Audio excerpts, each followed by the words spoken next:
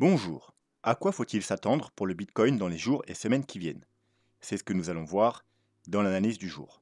Mais avant de commencer, n'oubliez pas de vous abonner, de mettre un petit pouce bleu et de laisser un commentaire. En parlant de l'abonnement, c'est un bon moment pour s'abonner parce que là on est à 7 950 abonnés.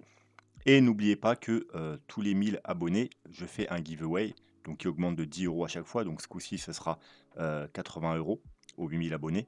Donc voilà, il manque 50 abonnés, donc si ce n'est pas déjà fait, n'hésitez pas. Et c'est le bon moment, comme ça, la semaine prochaine, je pourrai vous filer un peu d'euros dans la crypto de votre choix. Donc aujourd'hui, on va faire l'analyse, un petit peu l'analyse weekly, et on va aller voir un pattern qui est intéressant. On va voir deux, trois petites autres choses, et en fin de vidéo, on ira voir deux altcoins que vous m'avez demandé. Sans perdre de temps, comme d'habitude, on se dirige vers la cryptomap de la semaine.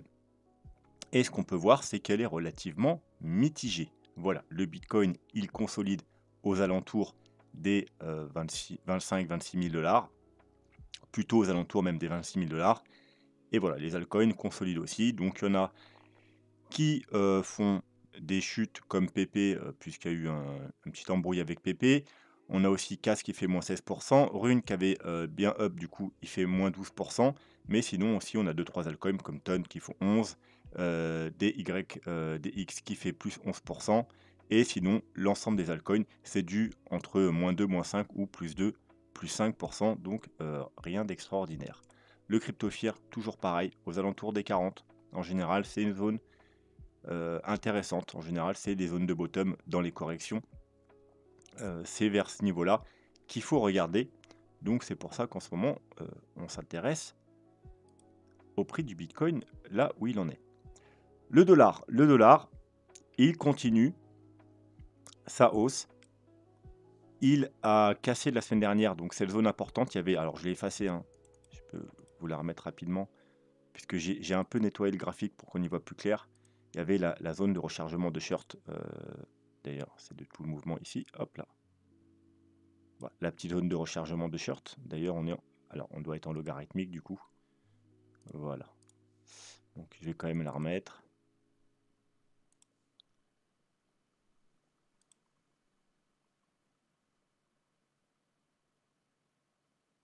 Hop, en rouge. Donc, on est en haut de la zone de rechargement de short de tout ce mouvement baissier. On est en train de casser ce gros niveau, hein, la ligne orange. Donc, semaine décisive. Si on a un rejet ici et qu'on réintègre le support, donc il repassera résistance, et qu'en plus on break la trendline, hop, haussière, ce sera plutôt bon signe. Ça nous annoncera au minima une correction de quoi? De tout ce mouvement haussier. Et dans le meilleur des cas, une reprise de la tendance haussière pour aller faire des nouveaux plus bas. Voilà, mais en tout cas, ça laissera, même si c'est juste une correction, peut-être un peu respirer le Bitcoin. Dans le cas contraire, on ira fort probablement tester ce niveau-là. Le niveau bleu, c'est tout simplement les 0,382 de tout le mouvement baissier. Alors, il y aura très certainement une réaction sur ce niveau. Même si on doit le casser, il y aura probablement une correction. Pourquoi pas pour aller retester justement ce support avant d'aller plus haut. Bien entendu, si ça se passe, si on corrige, on vient chercher et ensuite on casse, l'objectif ce sera la zone de rechargement de short, toujours de tout le mouvement baissier. Et bon, bah là, hein, ce sera plutôt très mauvais signe pour le Bitcoin. Et il faudra s'attendre à plusieurs mois de chute sur le Bitcoin. Voilà, on n'en est pas encore là. Il y aura déjà ce gros niveau à passer. Peut-être qu'on aura un rejet avant, mais comme je vous ai dit, le rejet là, ça peut être juste une correction pour après aller chercher ce niveau. Voilà. En tout cas, il ne faut pas casser ce niveau, parce que vous savez que quand on casse les 0,382, l'objectif principal, c'est la zone de rechargement de short, et ça nous donnerait plusieurs semaines, plusieurs mois de hausse sur le dollar. Et bien entendu, ce serait très bearish pour le Bitcoin. Les gaps CME. Donc on a, alors, hop, on va dézoomer. Je rappelle, on a un gros gap qui a été ouvert la semaine dernière ici sur les 27 800 dollars, donc un gap haussier.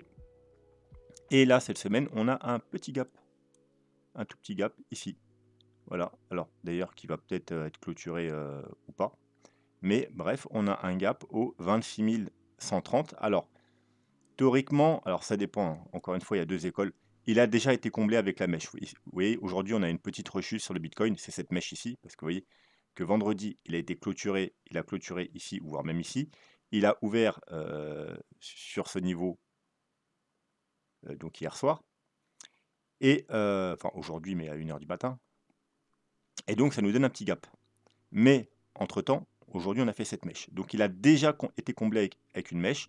Alors, certains disent que ça ne compte pas quand c'est avec une mèche, il faut clôturer, combler avec un corps de bougie. Donc, quoi qu'il en soit, à savoir qu'on a un gap qui a été clôturé avec une mèche, mais pas avec un corps de bougie.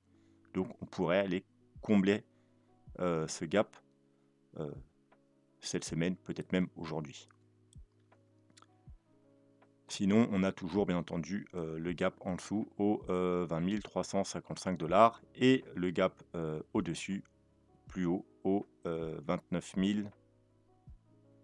120 $. Et bien entendu, on a encore le gap au-dessus au 36 000 et le dernier gap au 53 000 $. Le Bitcoin. Le Bitcoin en H4, eh bien, il n'y a pas grand-chose qui a changé depuis la dernière vidéo. On est toujours dans ce range qui traîne, qui traîne, qui traîne. Depuis la grosse chute, là on a essayé de faire une tentative d'évasion,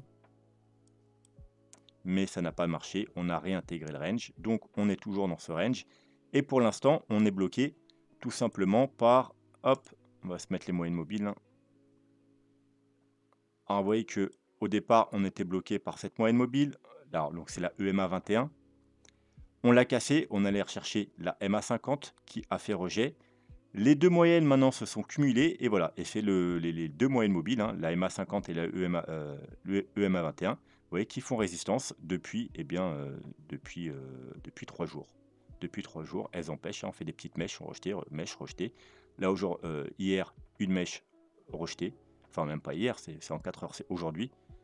Encore une mèche rejetée, et là, on est encore en train d'essayer de faire une tentative, et pour l'instant, vous voyez, ça rechute. On a l'impression que ça va être rejeté, mais quoi qu'il en soit, si on arrive à clôturer au-dessus de ces deux moyennes mobiles, eh bien, ça pourrait être un signal d'un rebond potentiel. Alors, bien entendu, il y aura le haut du range, hein. Donc, on va d'abord aller au haut du range, et si on le casse, eh bien, premier objectif, ce sera les 0,382, qui sera cumulé en plus, vous voyez, avec la moyenne mobile 100. Donc, ce sera l'objectif autour des 27 000 $. Et si on casse ce niveau, ce sera la zone de rechargement de short, c'est-à-dire aux alentours des 28K, et de la MA 200. Donc, vous voyez, les MA, eh bien, nous marquent vraiment les niveaux qu'on avait déjà repérés. Maintenant, ça s'aligne avec les moyennes mobiles, hein. Donc, premier objectif, bien entendu, le haut du range, mais il n'est pas très haut. Ensuite, 0,38 de 27 000 $, et ensuite 28 000 $, la zone de rechargement de short, et la MA 200. Donc, graphique plus long terme. Donc, on ne va pas redécortiquer le graphique, hein. Je vous invite, si ce n'est pas déjà fait, à aller voir la dernière vidéo, voire même les 2 dernières, voire même les 3 dernières, parce qu'on fait des grosses analyses weekly, et on analyse, on parle de ce graphique notamment, qui est très important, et également on voit pas mal d'indicateurs qu'on ne va pas revoir aujourd'hui, forcément, parce qu'il n'y a pas beaucoup de changements, vu qu'il ne s'est pas passé grand-chose en une semaine. Mais voilà, tout ce qu'on peut savoir, c'est qu'on a une target ici, en cas de chute. Si on ne devait pas avoir trouvé le bottom et qu'on devait continuer à chuter, on a une target ici. Alors, c'est un rectangle vert, c'est quoi? C'est niveau Fibonacci, c'est les 0,5, 0,618, on va le voir après.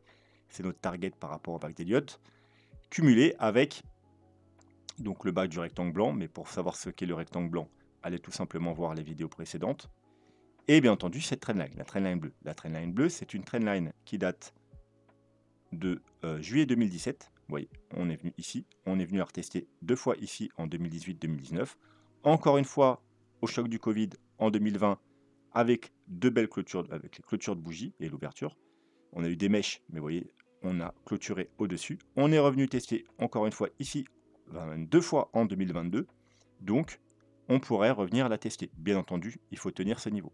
Si on devait casser ce niveau, non seulement on cassera un niveau important parce que c'est les target Elliott Wave de la correction de ce mouvement, target Fibonacci, mais également, si on devait clôturer et valider ensuite comme résistance cette trendline, eh bien, malheureusement, ça annoncerait plutôt une grosse chute, puisqu'on casserait un niveau de support qui tient depuis 2017. Donc, on va aller juste rappeler, hein, parce que je vous dis, les indicateurs, ils n'ont pas changé. On va juste faire un petit rappel rapide pour ceux qui n'ont pas vu les vidéos précédentes sur 2-3 indicateurs importants. On a les moyennes mobiles. Donc, la moyenne mobile 50 en orange, elle a bloqué le cours. On est revenu tester la moyenne mobile EMA 21 et la moyenne mobile 100 en jaune, qui sont cumulées mais qui n'ont pas tenu. Donc, on les a cassées. Maintenant, elles jouent résistance. Donc, bien entendu, ce serait bullish si on les recasse à la hausse. Sinon, eh bien, alors, je vous dis ça, mais en fait, là, on est sur du graphique 2 semaines, donc c'est pas du tout ça que je voulais vous montrer, mais c'est pas grave. On va juste continuer. Si on devait avoir une grosse chute et qu'on devait aller faire des niveaux plus bas, du coup, ou pas d'ailleurs, on a un gros support ici. Voilà. Donc, vous voyez qu'il n'y a rien entre les deux, mais ça, c'est en 2 semaines. En weekly, donc c'est à peu près pareil. Sauf que c'est pas la moyenne mobile 50, c'est la moyenne mobile 100 qui a fait rejet. La moyenne mobile 200 et la EMA 21 qui, maintenant, on les a cassées, elles vont faire résistance donc aux 27 000, oui, pratiquement 28 000 $. Hein, donc c'était la target qu'on avait juste avant, ici, où il y a la moyenne mobile 200 en 4 heures. Et la prochaine target, c'est la moyenne mobile 50 aux alentours des 24 000 $. Voilà, qui se cumule, vous voyez, pratiquement parfaitement avec le haut de notre zone d'achat. Donc ça, c'est pour les moyennes mobiles. Le Ichimoku,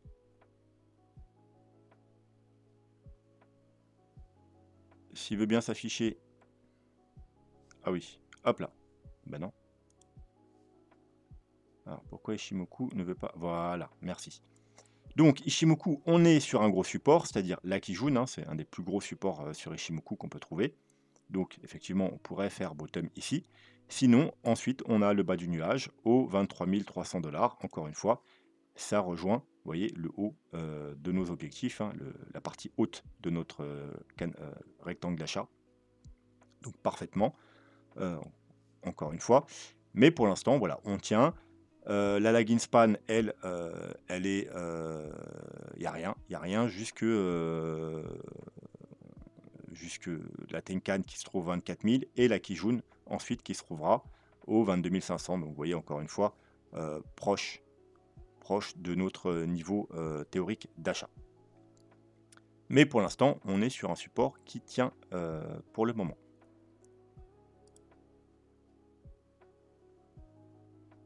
Hop, si je trouve le super trend en weekly. Donc il se trouve encore une fois aux 23 600 $. Alors pour ceux qui seraient nouveaux et qui ne connaissent pas le super trend, voilà, c'est un indicateur. Ça a du mal, je crois que la connexion elle bug un peu. Voilà, un indicateur qui est plutôt pertinent, qui fonctionne avec les clôtures, c'est-à-dire dès qu'on casse le support du super trend en clôture de bougie, eh bien il change de couleur. Et voilà, et ça marque plutôt bien les tendances haussières et les tendances baissières. Donc là pour l'instant on est bien entendu en tendance haussière, donc il est vert. La base du super trend est à 23 600 $, donc on pourrait, parce qu'il joue aussi, vous voyez, il joue le rôle, vous voyez, de support et de résistance. Support, résistance aussi, il ne sert pas juste à marquer les tendances, il sert aussi de support et de résistance. Donc, on pourrait aller venir le rechercher sans problème. On pourrait même faire une petite mèche en dessous, mais par contre, il faudrait éviter de clôturer sous ce niveau, puisqu'il repasserait en rouge, et en général, c'est pas bon signe. Alors, de temps en temps, il y a plus ou moins des faux signaux, mais c'est quand même extrêmement rare en weekly. Voilà. Et encore une fois, le super trend se situe sur la partie haute de notre niveau d'achat. Et pour finir, le MACD, donc en weekly, il ne nous intéresse pas trop. C'est en 2 semaines surtout qu'on le regarde. Donc en 2 semaines, là, on est en train de faire quelque chose de très moche, c'est-à-dire un M-top sur le stock RSI. Et on est en train de passer sous la zone de surachat. Et en général, quand ça se produit, eh bien, vous voyez, ça nous donne des grosses chutes. Quand ça se produit ici, ça nous donne des grosses chutes. Quand ça se produit ici, ça nous donne des grosses chutes. Mais seulement si on a également la validation du MACD. Par exemple, là, vous voyez, ici, on a eu le croisement. On est passé sous la zone d'achat. quasiment au même niveau là. Mais, alors, dans le même temps, le MACD, lui, vous voyez ici, on va dire le 28 septembre, il était totalement bullish. Enfin, il a eu une petite, vous voyez, une petite contraction là, mais il était bullish. Donc ce coup-ci, ça n'a pas marché. Ça nous a donné juste une petite correction, on est reparti plus haut. Donc là, effectivement, c'est pas bon signe. Surtout si la semaine prochaine, on est carrément sous la zone de surachat. Mais tant que le MACD, lui, il n'a pas également donné son accord, eh bien ça passe. Si par contre le MACD il passe également bearish, malheureusement, il faudra s'attendre. En tout cas, à chaque fois que ça s'est produit dans le passé, on a eu une grosse chute. Voilà, et ce sera tout, je pense, pour les indicateurs, parce que comme je vous ai dit, c'est rien passé de cette semaine, donc il n'y a pas d'évolution au niveau des indicateurs. On va passer plutôt rapidement, avant d'aller sur le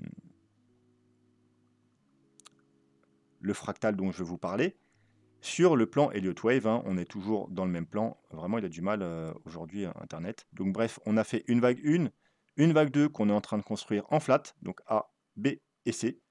Cette flat, la vague C doit être faite en 5 mouvements, 1, 2, 3, 4, 5. Donc je vous rappelle, si vous ne comprenez rien aux vagues d'Elliott, il y a sous chaque vidéo un petit tuto sur les vagues d'Elliott, très simple à comprendre, pour que vous puissiez comprendre mes analyses et ceux d'autres personnes qui font de l'éliotisme. Il est également dans la partie playlist, voilà, tuto vague d'Elliott, ici, voilà, une vidéo, c'est celle-là. Donc, 1, 2, 3, 4, 5. La dernière vague d'une flat doit se décompter en 5. Donc pour moi, on a déjà fait 1, 2, 3. Là, on est en train de construire une 4. Alors soit elle est déjà terminée, peu de chance, soit on est en train de la construire.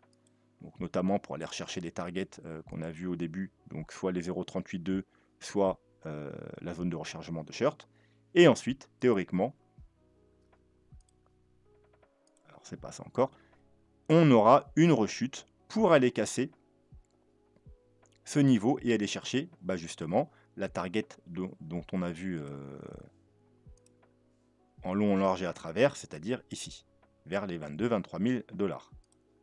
Voilà, qui est une double target. Alors, ma target principale, c'est la target haute, les 23 000 $. Pourquoi? Parce que vous voyez qu'on a le rectangle, hein, c'est le même rectangle qui était sur le graphique d'avant, c'est-à-dire les 0,5, 0,618. Mais on a également la target de la flat. La flat en jaune a une target, c'est le rectangle jaune. Alors il y en a une plus basse ici, mais vous voyez qu'elle est vraiment basse. Elle est en dessous les niveaux qu'on a vus. Elle serait probablement en dessous de la ligne bleue. Elle serait en dessous de pas mal de trucs. Donc c'est pas ma target que je privilégie. C'est vraiment celle-là que je privilégie. Voire aller avec une mèche rapide pour aller chercher le bas. Pourquoi pas. Mais en clôture, disons de bougie, c'est plutôt cette target que je privilégie. Voilà. On pourrait aussi, pourquoi pas, si vraiment ce niveau devait tenir, donc les 0,382, je vous rappelle c'est les 0,382 de toute la montée, qui est également le niveau où on a la Kijun Weekly, il pourrait tenir, c'est-à-dire on aurait une 5 tronquée, voilà. Mais il faudrait quand même avoir un bon développement de 4, et puis après une 5, pourquoi pas comme ça, vous voyez. C'est possible. Donc ce niveau pourrait tenir, mais je veux quand même une belle 4 et une 5. Et bien entendu, au niveau du RSI, on a donc une vague 1, une vague 2, une vague 3, une vague 4, donc potentiellement pas terminée, peut peut-être encore monter un peu. Et après, je veux une vague 5 en divergence. Ça veut dire je veux un plus bas ou un double bottom, mais en clôture, ça pourrait aller envoyer un petit peu plus bas pour avoir une clôture plus basse. Hein. Vous voyez là, les clôtures, elles sont à ce niveau-là, hein. Elles sont aux 26 000 $ quasiment, les clôtures. Donc l'important, c'est d'avoir une clôture sous les 26 000 $. Donc une clôture plus basse, mais une clôture plus haute sur le RSI pour avoir une divergence. Parce que pour avoir une vague 5, il nous faut la divergence. Alors, est-ce qu'il y aurait un scénario possible comme quoi on aurait déjà trouvé le bottom là et que tout ça ce serait fini? Oui, mais c'est vraiment peu probable.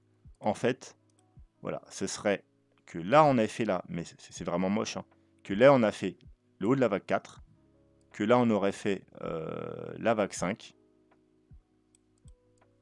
et si on se met comme ça, regardez, alors voilà, c'est vraiment moche mais ça passe. vous voyez qu'en clôture, on a fait un plus bas. Hop, je vais zoomer. Vous voyez qu'en clôture, on a fait un plus bas. Très léger, mais on a fait un plus bas. Hein. D'ailleurs, vous voyez qu'on a un petit W. Et là, on a fait un plus haut finalement.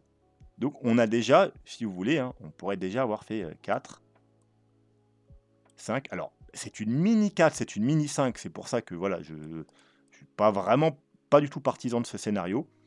Et on a effectivement notre divergence. Donc, on a la vague 4, et on a bien la vague 4 et la vague 5. On a bien la vague 4 et la vague 5 avec une divergence, puisqu'on fait un plus haut et là, on a un plus bas. Mais vraiment, voilà, c'est moche. 1, 2, 3, mini 4, mini 5. Voilà, c'est pas du tout ce qu'il faut privilégier. Mais ça pourrait valider, voilà, si vraiment on devait déjà avoir trouvé un bottom. Voilà. Mais vraiment, c'est pas mon scénario principal. Hein. Moi, je pense plutôt qu'on est en train de construire la 24 et que soit on aura une vague 5, ok, peut-être qu'il s'arrêtera là, mais au moins, voilà, ce sera plus joli, ou qu'on aura, bien entendu, recherché la target principale aux 23 000 $. Voilà, donc ça, c'est pour le plan Elliott Wave. Maintenant, on va passer sur le truc principal du jour, c'est-à-dire le fractal. Donc, qu'est-ce que toutes ces petites choses-là? Donc, j'ai remarqué que, alors vous savez déjà que ici, pour moi, on est dans une flat hein, en vague d'Elliott, on vient de le voir. La même chose qu'ici. C'est-à-dire là, on avait une flat, c'est-à-dire une A, une B qui va rechercher un peu plus haut, et une C en 5 vagues baissières. 1, 2, 3, 4, 5, avec une divergence sur le RSI, sur la vague 5. Oui, là, on fait un plus bas, et là, on fait un plus haut. Donc, une flat parfaite. Bon, mais là, théoriquement, c'est ce qu'on doit voir. Mais on peut aller plus loin. J'ai remarqué que tout ce mouvement-là ressemblait à tout ce mouvement-là. Donc, vous voyez que le rectangle blanc ici ressemble au petit rectangle ici. Alors, bien entendu, sur des time frames plus petits. Là, ça va être plutôt sur le time frame weekly. Ça va plutôt être du daily. Donc, bien entendu, les choses se passent beaucoup plus rapidement. Donc, regardez. On a une chute, un petit escalier, on finit par une grosse chute, et on a un petit W weekly. On a une grosse chute, un petit escalier, ça refinit par une grosse chute, comme ici là, et un joli W weekly. Pour l'instant, vous voyez, c'est pas mal. Ensuite, on a une poussée, une correction qui finit par une grosse chute avec une mèche. On a une poussée, une correction qui finit par une grosse chute avec une mèche. Donc, vous voyez, ce mouvement-là et le mouvement-là. Et ensuite, une grosse poussée qui finit par un double top légèrement plus haut. Une grosse poussée qui finit par un double top légèrement plus haut. Et ensuite, là-dedans, on commence la flat. Donc, vous voyez que ici, là, pour l'instant, on reproduit très similairement tout ce mouvement-là, en fait, en plus petite échelle. Donc, si ça devait continuer, bien entendu, on doit terminer la flat et pourquoi pas aller rechercher les mêmes niveaux qu'on a trouvés ici. Donc, les niveaux qu'on a trouvés ici. Alors là, on va devoir se mettre en logarithmique. Hop. On est revenu chercher quoi? Les 0,5. Donc, encore une fois, si ça devait se produire pareil et qu'on devait aller chercher les mêmes niveaux, on pourrait aller chercher également les 0,5, qui sont les 23 000 $. C'est de toute façon notre objectif qu'on a ici, les 0,5, 23 200 $. Et bien entendu, il nous faut le même développement. Donc on a eu une 2, une 3 avec une grosse chute là, une 4, une 5. Donc pour moi, on a déjà eu la 1, la 2, la 3 avec la grosse chute. Et il nous manque bien la 4, comme ici, et la 5 pour aller chercher un peu plus bas. Et au final, cette flat, elle a cassé, vous voyez, le gros niveau de support ici, là. Et donc, on doit théoriquement casser, encore une fois, le gros niveau de support ici. Et on est venu chercher quoi? Ici, on est venu chercher dans cette zone-là. Et donc, on viendra chercher dans cette zone-là. Voilà, tout concorde plutôt parfaitement. Voilà, c'est pour ça qu'aujourd'hui, je voulais vous montrer ce petit fractal. N'hésitez pas à me dire ce que vous en pensez en commentaire. Du coup, maintenant, on va passer aux altcoins. Hein. C'est les altcoins que vous me demandez en commentaire. Donc, n'hésitez pas en commentaire à me donner vos altcoins préférés. J'irai voir les graphiques et j'en choisirai 2 ou 3 à chaque fois pour les analyser. On m'a demandé EOS. Alors, EOS, c'est un vieux projet maintenant. Il date de 2017. Pour vous dire, j'ai participé à l'ICO. Alors, c'était pas vraiment une ICO. C'était un truc un peu étrange, hein, où il y avait tous les, alors je sais plus si c'était tous les jours, tous les 2 jours ou tous les 3 jours, j'en sais rien, des sortes d'enchères et on achetait comme ça de l'EOS. Alors vous allez me dire: «Waouh, tu as dû bien, te mettre bien en achetant à 60 centimes, tu as pu le revendre à 20 $.» Non, pas du tout, hein, parce que ça a duré très longtemps et moi, c'est ici que j'ai participé et je l'ai acheté vers les 8 ou 9 $. Voilà et puis ensuite, ça valait plus que 2 $. Donc voilà et d'ailleurs, je les avais revendus comme toutes mes cryptos que j'avais achetées par ici dans le premier bull run, hein, mis 5 000 balles, hein, à la fin j'avais plus que 1 000 balles. Donc j'ai dit, «Buy and hold, c'est pas pour moi», j'ai tout revendu et j'ai recommencé, plus intelligemment et du coup avec seulement 1 000 € de capital. Bref, j'en avais racheté, du coup, ici, à la cassure. Donc là, on va faire un peu le graphique, hein. On a une trendline long terme, on avait une trendline, baissière. Moi j'avais racheté là à 3 $ exactement. Voilà, sur la validation, à la clôture de cette bougie. Hop, à l'ouverture de l'autre bougie, 2,96 à 3 $. Je l'avais pris pile, vraiment pile poil à 3 $ et je l'ai revendu à 9 $, hein. Vous voyez juste ici, quand on est venu, ici, tester ici et qu'on a eu un gros une grosse mèche de rejet là, à 9 $, moi je m'en suis séparé. J'avais fait un fois 3, donc c'est pas ouf. C'est pas ouf sur le dernier bull run. Après j'en avais pas énormément, hein, mais voilà. Donc EOS, eh bien, il y avait beaucoup, beaucoup, beaucoup de potentiel au départ. C'est pour ça que j'avais acheté des EOS. C'est une des premières cryptos que j'ai acheté. Parce que vraiment, on en parlait beaucoup. C'était un projet qui s'annonçait extraordinaire. Et au final, eh bien, c'est de la merde. Alors, je ne me suis pas renseigné sur ce qu'ils font en ce moment. Mais il y a eu pas mal de couilles. Donc, dans les premières années. Et le graphique, c'est ce qui veut dire. Pourquoi? Parce qu'on n'est pas en tendance haussière sur EOS. On est en tendance baissière. Vous voyez bien que déjà là, on avait une trendline haussière depuis sa création, on l'a cassée. Mais en plus, on fait des hauts plus bas et des bas toujours plus bas. Donc une vraie tendance baissière. On est venu le premier bull run à 22 $, le deuxième bull run, on est venu à 14 $. Et encore, c'est une mèche, hein. Si on prend en compte des clôtures, vous voyez, les clôtures, c'était à 17 $, et là, la clôture s'est faite à 6 $. Donc 3 fois moins que la première clôture. Donc je vous déconseille d'aller sur EOS tout simplement. À moins que vous sachiez des choses que vous intéressez et qu'en ce moment ils sont en train de reprendre le projet en main ou je ne sais quoi. J'ai pas été voir les fondamentaux récemment, mais en tout cas, voilà, c'est pas le genre de projet, c'est surtout pas le genre de projet que je vais investir sur du long terme. Après, je dis pas qu'il peut faire peut-être faire un rebond, mais franchement, c'est quand même risqué, heu, vu que les projets comme ça, c'est en tendance baissière, donc ça tend à aller vers, 0. Enfin d'ailleurs, j'allais dire ça tend vers 0, mais on est déjà à 0. Enfin à 0, on est à 0,59, hein, donc voilà. Heu, donc voilà, vaut mieux éviter de se mettre sur EOS, sauf si bien entendu vous avez des informations que je n'ai pas. Après pour le trading, hein, je dis pas en daily, hein, il peut y avoir des rebonds, mais voilà, c'est une crypto risquée. Les rebonds sont plutôt faibles en plus, hein, vous voyez ça descend, ça descend. Ça fait que descendre, donc voilà, je conseillerais d'éviter, EOS. EOS,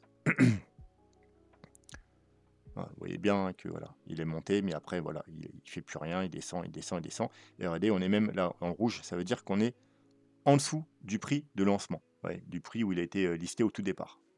Alors que la crypto, elle a plus de 5 ans. Donc voilà, le projet pour moi, il est mort. Il y a un nombre de tokens infini, hein, quand il y a ce symbole-là, en général, c'est qu'il y a un nombre de tokens infini. Donc voilà, il y a toujours des tokens qui vont sortir en plus, donc voilà, je vous inviterai à, rester loin, de EOS. Mais après, vous faites comme vous voulez. VRA, voilà, VRA, c'est déjà plus intéressant, donc Veracity, puisque lui, il est en tendance haussière. Puisqu'on fait des hauts toujours plus hauts et des bas toujours plus hauts. Vous voyez, lui, on a une trendline et on n'a pas encore cassé cette trendline. Enfin, au jour où je parle. On l'avait analysé il y a longtemps, quand on était encore dans le bull run, et on avait fait des vagues d'idiotes, 1, 2, 3, 4, 5, et je vous avais donné ma grosse target, le rectangle rouge, et on est venu, si je ne me trompe pas, parfaitement rechercher cette target. Donc ceux qui suivent mes vidéos et qui m'avaient déjà demandé VRA à l'époque, alors je ne sais pas si c'est le même qui m'a demandé cette semaine, bah, j'espère que tu es sorti soit sur la target ou au minimum quand on a cassé, parce qu'on avait une trendline haussière également, hein, je vous avais dit.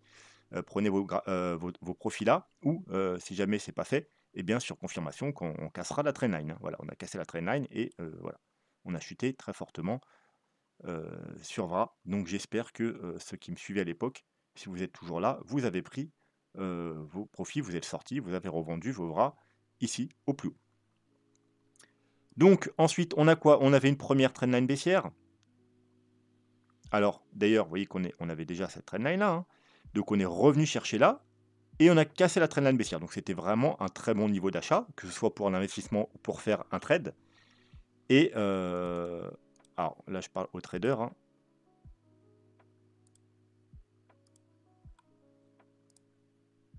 On va mettre Fibonacci. Et si c'était un trade, vous avez dû sortir ou prendre des gros profits ici. Pourquoi? 0,382. Vous savez que l'objectif, quand il y a un rebond, c'est 0,382. Et si on casse, c'est zone de rechargement de short.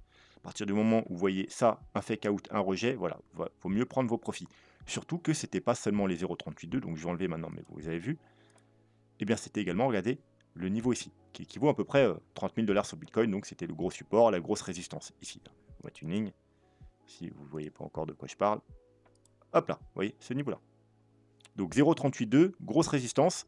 Voilà, c'est là qu'il fallait prendre vos profits. Bien entendu, je parle aux traders. Si vous êtes des investisseurs, vous avez acheté là, voilà, vous gardez votre position si vous croyez au projet.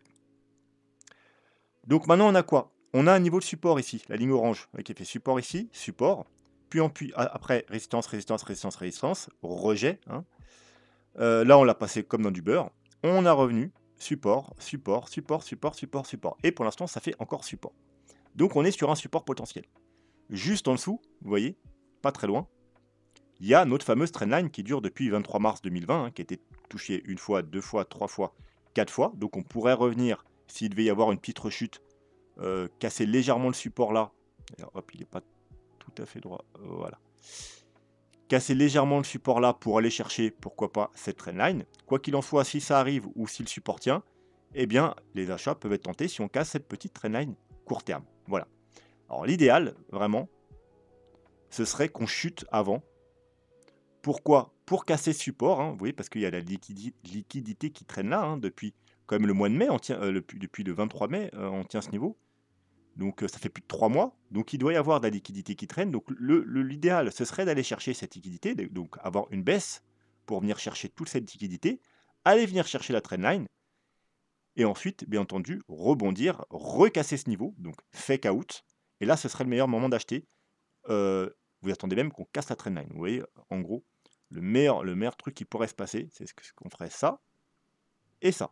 Et là, on ferait déjà appui sur la trendline, donc déjà première raison d'acheter. Deuxième niveau, deuxième raison, on aura pris la liquidité. Troisième raison, fake out. Quatrième raison, on recasse la grosse résistance. Et dernière raison, en même temps, on casse la trendline. Donc vous voyez qu'il y a au moins 5 bonnes raisons d'acheter du VRA si ce scénario se passe. Sinon, deuxième scénario, parce que acheter juste sur cassure comme ça de trendline sans avoir pris la liquidité, bon, c'est pas ouf. Deuxième scénario, on casse directement et on fera un pullback ici. Et pareil, on vient chercher la liquidité et on fait un pullback, un triple pullback, hein, sur le support avec une petite mèche pour prendre la liquidité, sur la trendline et sur l'ancienne trendline baissière. Voilà, donc s'il y a un des deux scénarios qui se passe, personnellement, je prendrais du VRA. Si on casse directement et on part à la hausse, oui, bon, si vraiment vous êtes intéressé par le projet, c'est prenable, mais c'est un peu moins intéressant. J'aurais bien aimé qu'on prenne la liquidité qui traîne quand même avant de repartir à la hausse. Voilà, mais sinon, ça a l'air d'être un projet intéressant puisque voilà, il tient plutôt bien la route. Il a fait un mouvement extrêmement bullish là, je crois qu'il a pris genre quelque chose comme 300-400%. Ouais, 400%. Il chute, mais il n'y a pas eu de grosse chute dernièrement comparé aux autres cryptos. Il tient le même niveau depuis le mois de mai. Alors attention quand même, c'est un triangle descendant, hein, puisque voilà, et en théorie ça casse à la baisse. Mais je vous ai dit, si c'est une baisse juste pour chasser la liquidité, c'est pas un souci. Bon, par contre, si on commence à casser cette trendline en weekly et qu'au contraire, au lieu de faire ça et ça, on fait ça et ça, chut, chut, alors là, sauf qui peut. Voilà. Mais sinon, pour l'instant, c'est plutôt intéressant. Et au niveau de la tokenomique,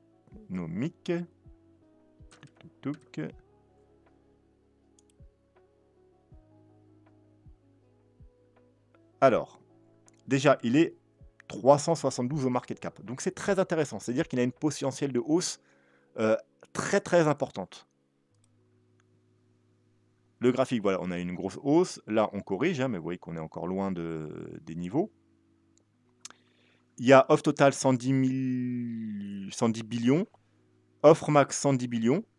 Par contre, offre en circulation 9%. Ça veut dire que il y a encore pas mal de. Alors, c'est pas off total, off max. C'est-à-dire, ça veut dire qu'il n'y a que 10 billions en circulation. Mais, alors, je ne sais plus si j'ai vu là. Alors, à vérifier, comme je vous ai dit, la tokenomique, c'est très important. Hein. Donc, ceux qui sont intéressés par VRA, allez quand même vérifier. Il y a quelqu'un qui dit je suis bullish sur le VRA.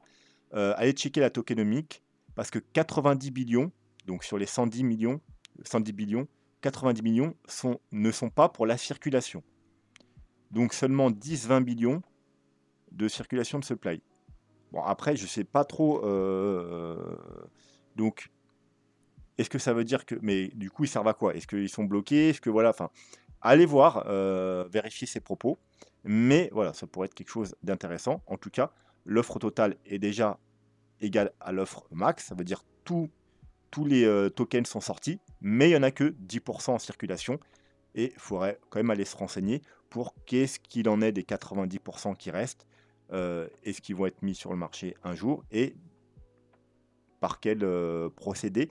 Et surtout, comment dire? Avec quel voilà, dans quel procédé? C'est-à-dire s'il y en a qui vont être mis tous les mois, tous les jours, tous les 6 mois, en grosse quantité. Voilà, ça c'est important. À quelle période ça va être mis en circulation?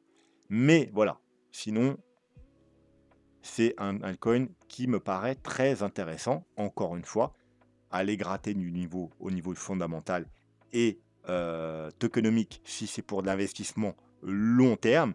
Mais quoi qu'il en soit, vu que le projet il date de 2019 et qu'il y a 10% seulement en circulation, même si au final on doit avoir ça, eh bien ça prouve en quelque sorte que ça arrive vraiment petit à petit. Donc ça n'aura aucune incidence sur le prix, sauf si il y en a qui vont être lâchés en masse, mais pour l'instant, ça n'a pas l'air d'être le cas, puisque en 5 ans, il n'y en a eu que 10% qui sont sortis. Donc ça a l'air d'être une dilution vraiment très progressive. Donc en cas de bull run, ça ne changerait rien du tout. Ça changerait vraiment sur du très très très long terme, et encore, ce serait vraiment dilué. Donc voilà, je pense que c'est un projet à aller gratter un peu le fondamental pour du long terme. Et pour du court moyen terme, ou même pour ce bull run, je pense que c'est quelque chose c'est un projet tout à fait intéressant sur lequel il faut miser. Voilà, on va s'arrêter là pour aujourd'hui. J'espère que la vidéo vous a plu. N'hésitez pas en commentaire à me donner vos altcoins préférés, à mettre un petit pouce bleu pour soutenir la chaîne et à vous abonner si ce n'est pas déjà fait pour qu'on puisse passer aux 8000 abonnés et que je puisse faire des petits giveaways et que bien entendu vous puissiez y avoir droit, puisque pour avoir droit au giveaway, il faut être abonné et laisser un petit commentaire. Voilà, sur ce, je vous souhaite une bonne semaine. On se retrouve soit la semaine prochaine, soit dans quelques jours s'il se passe quelque chose d'intéressant. Sur ce, bonne soirée, tchuss.